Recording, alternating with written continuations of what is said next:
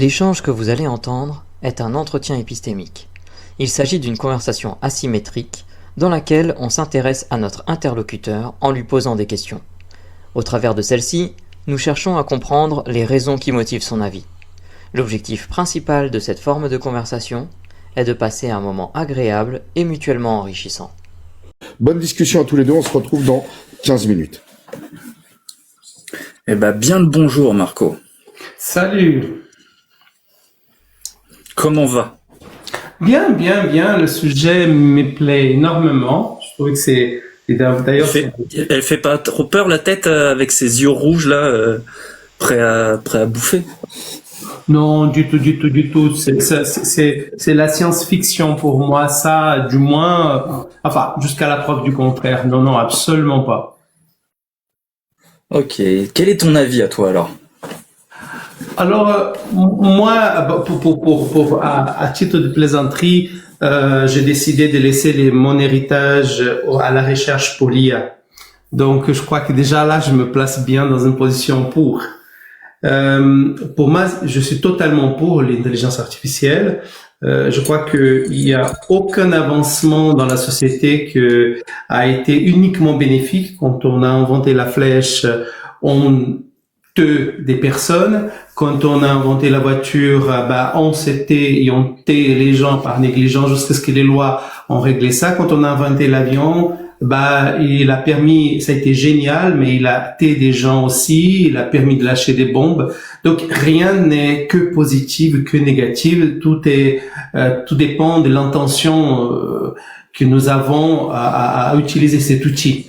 Donc pour moi, l'intelligence artificielle est un outil qui, dans la balance, ce qui est positif emporte dans ce qui est négatif. D'accord, je comprends. J'aime beaucoup ton analogie. Avec les voitures, les maréchals Ferrand, ils ont eu très très mal. Absolument. Et ok, d'accord. Donc tu es pour l'intelligence artificielle, mais est-ce que pour autant tu penses que le danger de l'IA serait un mytho ou pas? Comme je disais tout à l'heure, elle a des dangers, elle aura des dangers, tout comme les voitures, les avions, les flèches, les revolvers, le couteau. Ouais. C'est l'utilisation qu'on fait. Quand on utilise l'IA pour tuer des gens dans des guerres, évidemment, comment dire que cela est bon, mais quand c'est même IA dans des androïdes ou dans des drones permet de faire reculer un état totalitaire, comment dire que c'est mauvais. Donc c'est l'utilisation pour moi qui va trancher. Ce que je trouve rigolo, c'est que on a tendance toujours à être excessivement émerveillé par quelques tours de magie de l'IA, comme par exemple quand on met l'IA à jouer contre quelqu'un qui joue aux échecs qu'elle gagne. Waouh, magnifique, on a peur. Cependant, on parle d'une intelligence très spécifique. D'ailleurs, selon la tâche qu'on donne à l'IA, elle s'avère très débile. Au Brésil, ils avaient fait une expérience où ils demandaient à l'IA d'identifier les États qui n'avaient pas la lettre E, et l'IA n'arrivait pas. Une tâche si simple. Et on sait, les informaticiens du domaine de l'IA parlent de sens commun qui est défaillant, qui est inexistant dans l'IA. Donc l'IA est capable de faire des tâches spécifiques de manière extraordinaire, mais elle n'est pas capable de avoir des sens communs. Il y a eu une métaphore qui est la chambre chinoise, je sais pas si tu connais, qui illustre très bien le fonctionnement de l'IA. Et je connais. Voilà. Donc je trouve fascinant parce qu'elle explique bien que on peut pas parler des consciences, son intelligence, elle est relative. C'est un outil extraordinaire. Est-ce qu'un jour l'IA aura le sens commun? Est-ce qu'on pourra parler d'intelligence artificielle générale? On est loin du compte. Donc non, je trouve que c'est un outil extraordinaire et j'en ai pas du tout. Ok, je vois ce que tu veux dire. Tu parles beaucoup d'outils. Si je devais résumer un petit peu ce que tu dis avec une blague d'informaticien que j'aime beaucoup, le problème c'est pas l'IA, le danger c'est pas l'IA, c'est le truc qu'il y a entre le clavier et le siège. Exactement, le danger c'est toi et moi. Ok, mais justement on est énormément sur Terre, l'IA, contrairement à toutes les autres inventions que tu as parlé jusqu'ici, l'IA a le potentiel de tous nous toucher. Les 8 milliards d'habitants sur Terre, elle va toucher les 8 milliards de personnes, elle va transformer la vie de tout le monde. Est-ce que ça n'a pas un danger encore plus grand que les précédents outils? Non, parce que chaque fois qu'il y a eu quelque chose de nouveau, la transformation est extraordinaire. La preuve, c'est l'apparition de l'ordinateur, de l'Internet. Chaque fois, ça a fait peur. Chaque fois, on a indiqué la fin du monde. Moi, j'ai 56 ans, et dans les années 20, on disait, dans les années 2020, ouais. Non, dans les années 2000, pardon, voilà, j'arrive. On disait, mon Dieu, un jour, on va pouvoir parler sur son attel, si on se dit attel, sur son mobile, pour quand, on est en train de faire. Hein? Donc, les révolutions sont là, à nous de les maîtriser. Ce que je trouve rassurant, c'est que souvent, les évolutions qui peuvent nous faire peur finissent dans une somme zéro. C'est-à-dire qu'on a beau avoir un pays a beau avoir une certaine puissance, l'autre pays trouve la même puissance, et puis ces puissances s'annulent. C'est l'histoire de la bombe atomique. On a beau être un pays doté de la bombe atomique, on n'est pas prêt de la réutiliser. Ok. Qu'est-ce que tu vois que va nous apporter l'IA alors, puisque tu es vraiment dans la pensée positive de l'IA? Qu'est-ce que tu vois comme bienfait? Je pense que dans tout ce qui est l'efficience des tâches, voire l'efficacité des tâches, l'IA est extraordinaire.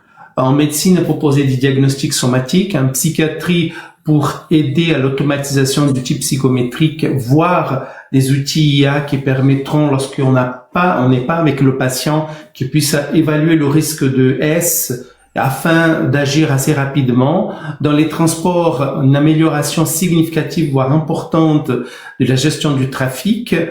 Pour la sécurité des dames, des enfants, des systèmes qui pourront agir beaucoup plus rapidement, voire apporter les preuves qui sont indispensables pour condamner des criminels. En gros, c'est multifactoriel. C'est voilà. Dans la communication, par exemple, voilà. Mm-hmm. Ok. Une petite question d'échelle pour voir un petit peu où tu te situes quand même un peu plus précisément. Si 0 c'était la fin du monde total, ça va tout détruire, et 10 ça va être le bonheur total, ça va tout résoudre, on n'aura même plus besoin de travailler, l'IA fera tout à notre place. Où est-ce que tu te situes? J'ai tendance à éviter les extrêmes. Pour la blague, je dirais 15, mais je pense pas qu'il y a réseau quoi que ce soit. C'est un outil.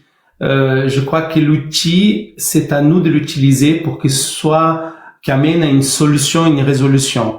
Parce que si je disais que l'IA pourrait résoudre, j'attribue à l'IA quelque chose que jusqu'alors, justement, je lui dis qu'elle n'a pas. Le sens commun, c'est intelligence artificielle générale. Et donc, tu te situerais son potentiel de résoudre des problèmes. Tu le situes où entre 0 et 10? Est-ce que je peux te taquiner? Vas-y. La question est mauvaise. Ah. Alors comment tu voudrais que je la formule? Le problème, c'est que, voilà, justement, je ne connais pas la bonne question à cette question. Je crois que c'est un système qui évolue. On peut se projeter partiellement, mais cette question, je crois qu'elle est trop tôt pour être posée. Moi, je suis très confiant, mais c'est un point de vue. Mais je pense qu'il faut attendre encore un peu parce qu'elle vient d'apparaître. Je comprends parfaitement ce que tu veux dire, et ça me va en fait que ça soit ton point de vue, parce que c'est un petit peu ça qu'on essaye de réfléchir justement, c'est à connaître ton point de vue. Je comprends la limite que tu vois à poser cette question aujourd'hui. Et allez, assumons un petit peu le fait que c'est biaisé de ces éléments-là. Disons que la réponse n'est pas définitive. C'est ta réponse aujourd'hui.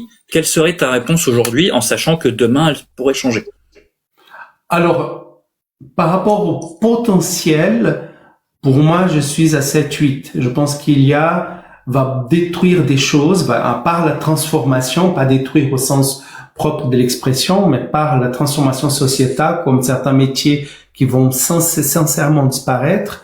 Mais je pense que pour un métier disparu, 4 autres vont être créés, et puis poussera l'espèce humaine à ne pas vivre éternellement sur sa zone de confort, mais de ne pas oublier une loi fondamentale de la nature, ce qui est la seule chose qui ne change jamais, c'est le changement. Ouais. Ok. Je vois que t'as donné énormément d'exemples, beaucoup de sources d'observations que tu as pu faire, de choses qui ont agrémenté l'histoire et qui ont permis de se dire que les inventions ont toujours apporté quelque chose et qui te permettent d'évaluer le potentiel de l'IA aujourd'hui. Qu'est-ce qui aujourd'hui te semble être le plus fort pour toi et qui te fait avoir confiance dans les bénéfices de cet outil?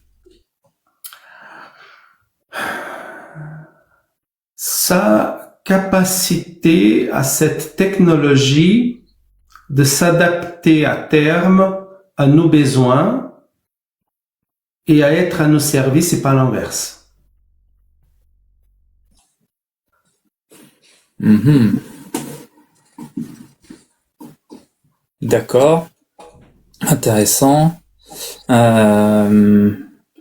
Qu'est-ce qui permet à l'IA d'être parfaitement adaptable à nos besoins?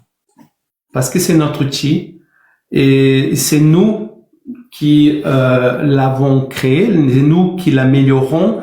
La condition de l'existence d'IA, c'est l'homme. Si l'homme disparaît, l'IA disparaît avec. Donc, je foi dans l'espèce humaine, malgré ses erreurs, ses irrégularités, enfin, ces essais-erreurs qui est propre à l'espèce humaine. Je pense que l'homme sera à terme utiliser cette IA comme il faut. C'est ok, je vois l'image que tu as. Ok, intéressant. Je vais pousser et essayer de voir un petit peu jusqu'où tu en es sûr. Aujourd'hui, les IA, elles sont fabriquées par des entreprises et particulièrement par une minorité de personnes. Et nous, par exemple, rien que si on prend les grandes IA LLM, elles sont produites par des firmes bien précises, par une minorité de gens. Comment tu fais le parallèle entre le fait de pouvoir nous adapter ou changer l'IA chacun de nous et le fait que ces IA soient quand même construits par une minorité de personnes? Je pense que cette minorité, elle n'est pas si mineure que ça, puisque la concurrence petit à petit arrive. On a des IA américaines, des IA françaises, n'oublions pas Mistral et compagnie. Donc la concurrence est un facteur de régulation et puis la consommation en est une autre. Ces IA ne pourraient pas exister si nous ne la consommons pas. Donc une des conditions parmi tous les conditions, pour étudier un phénomène, il faut toujours énumérer des facteurs et pas se piéger dans l'explication à travers d'un seul facteur. Donc, je pense que parmi les facteurs déterminants de l'existence de l'IA, c'est sa consommation. Si demain plus personne ne consomme parce qu'elle ne répond plus à aucun besoin, elle disparaîtra. Donc voilà, c'est la sélection naturelle appliquée à large échelle, y compris à ce que l'homme fait, crée et gère. Ok, je comprends la vision que tu as, mais je vais essayer quand même de te tiller un petit peu plus. Comment l'IA va pouvoir s'adapter aux gens si ces gens ne poussent pas l'IA eux-mêmes? Les réponses qui sont trop faciles, tu poses une simple question et t'as un pavé qui t'explique tout de A à Z. comment l'IA peut s'adapter à toi si toi tu ne lui fournis pas suffisamment de data pour qu'elle s'adapte à toi? Alors moi, je pense que c'est dans la question, si tu me permets, je pense qu'il n'y a pas moi et l'IA et on va s'adapter. Toi et moi, on s'adapte un à l'autre.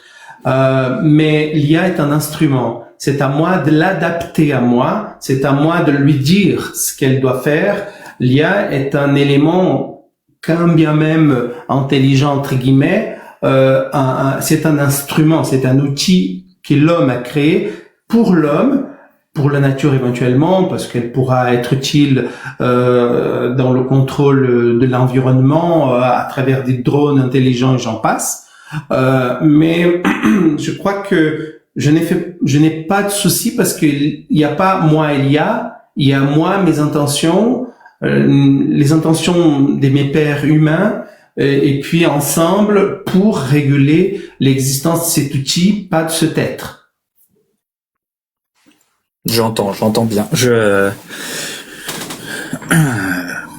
Ok, ça me va. On arrive au bout des 15 minutes. J'ai trouvé ça très intéressant.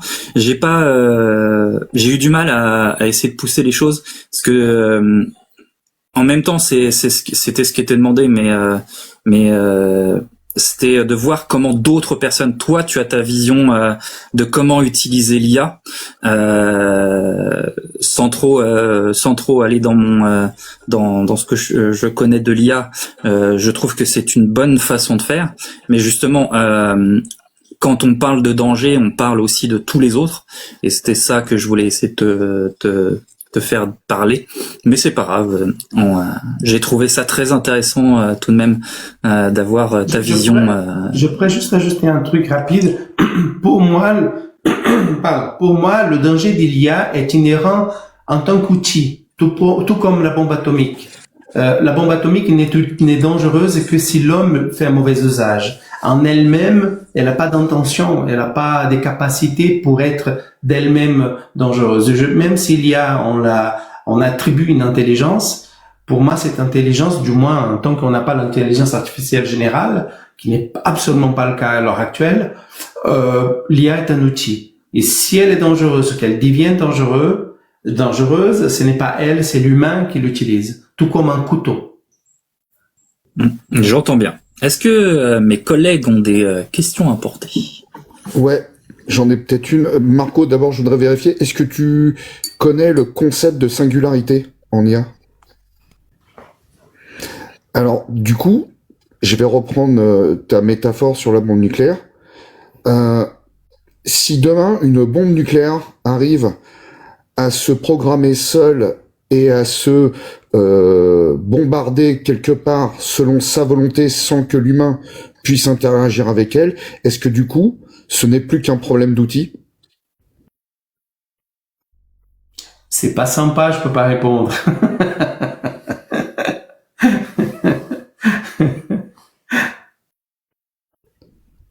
Bah après, je sais pas s'il y a d'autres questions, peut-être que s'il n'y a pas d'autres questions, on te laissera répondre, mais on va écouter les autres questions. C'est vous les chefs. Ouais, salut Marco. Tu disais qu'en gros, de toute façon, voilà, c'est qu'un outil. Et qu'on devrait apprendre à le maîtriser pour éviter que ça fasse n'importe quoi. Parce que j'ai à peu près résumé ce que tu as dit. Ok. Et du coup, est-ce que tu es capable de me citer 3 risques majeurs avec l'IA et qu'est-ce qu'il faudrait mettre en place pour éviter ces risques majeurs? Vous faites de la torture là, hein? C'est fait pour y réfléchir, mais après, tu as sans doute déjà réfléchi, mais... Et encore, tu vois, j'ai été gentil, j'ai dit que 3, hein. C'est vrai qu'après, on se retrouve tous dans une soirée cagoule.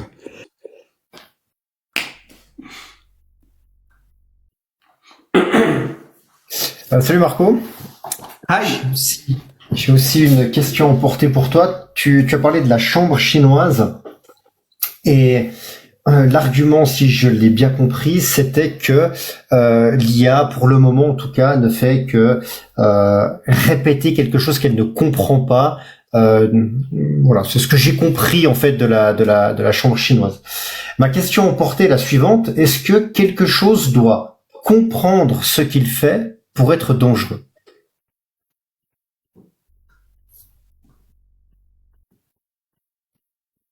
Alors, moi, je n'ai pas de questions à emporter, mais pour la soirée cagoule, je ramène la boîte à torture. Est-ce que je peux vous poser une question en guise de réponse? Attends, tu vas respecter la seule femme de l'équipe qui a peut-être une question à emporter. Pardon Mel. Alors pour le coup, non, j'ai pas de questions à emporter, c'était intéressant, et je serai pas là non plus à la soirée cagoule, c'est pas pour moi. Donc tu peux Vas-y, poser la question. question. Vous avez posé des questions que je ne suis pas censé répondre, mais je vais vous la répondre en vous posant une question. Connaissez-vous le concept d'intelligence artificielle générale? Oui. Oui. Bah merci pour cette discussion, Marco. Comment tu t'es senti? Bah, comme d'habitude, toujours très très bien, j'adore. C'est un moment d'échange, les 15 minutes passent, mais j'ai l'impression qu'on a échangé pendant 2-3 minutes. Non, et puis les questions à l'emporter, c'est le moment de torture, mais peut-être d'un côté un peu maso, c'est une torture qui fait beaucoup de plaisir. Parfait. Moi aussi, ça a été très intéressant et ça m'a permis de me rappeler comment l'asymétrie est difficile quand on est plutôt d'accord avec les propos de la personne en face. C'est dur d'aller chercher les questions complexes. Surtout quand la personne en face connaît pas grand-chose. Je parle de moi. Ouais, j'ai trouvé que tu avais une idée intéressante de l'IA, donc merci à toi. Merci beaucoup Marco, tu peux rester en bas comme d'habitude et puis écouter nos bêtises à la fin s'il te reste encore suffisamment de neurones. Je te souhaite une bonne fin de journée et des gros bisous. Et tous les gens là, attends, avant de descendre. Vous voyez Marco là, le monsieur là, sympathique, qui a sa caméra, qui vient de faire l'entretien. Abonnez-vous à lui, il a des passages sur des lives hyper pertinents, notamment quand ça touche à la santé mentale. Voilà, n'hésitez pas. Merci Des bisous. beaucoup.